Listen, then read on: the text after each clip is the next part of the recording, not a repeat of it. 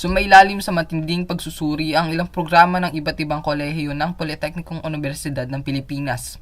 Noong nakaraang linggo sa pamamagitan ng accreditation visit na isinagawa ng Accreditation Agency of Chartered Colleges and Universities in the Philippines o AACU.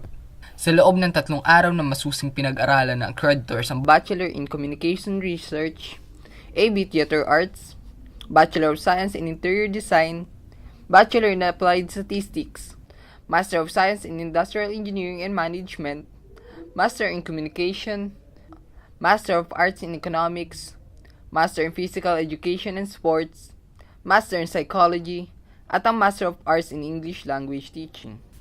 Sa pagsasara ng programa ay nagbigay ng general assessment ang coordinator ng AACUP na si Dr. Arnel Benilesca. Gawain ng isang universidad ng Pilipinas o ng mga universidad ng Pilipinas kasi dito natin makikita at nasabi ko na nga, dito natin malalaman kung hanggang saan na ba ang kakayanan ng isang institusyon para magbigay ng isang quality education.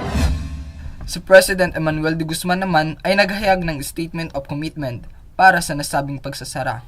Para sa mga administrador, siyempre sa kaduluduluhan nito ay yung pagkapataas ng kalidad ng edukasyon na ating ibinibigay sa ating mga estudyante at yung pangangalaga ng kapakanan at benepisyo ng mga miyembro ng ating komunidad katulad ng faculty members, ng mga empleyado, saka ng mga administrador sa kanilang misyon na maglingkod sa mga estudyante ng PUP.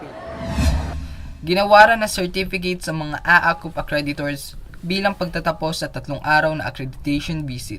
Sa huli ay umaasa ang mga PUP na mas aangat pa ang kalidad ng edukasyong ibinibigay nito sa mga scholar ng bayan sa pamamagitan ng mga ganitong programa.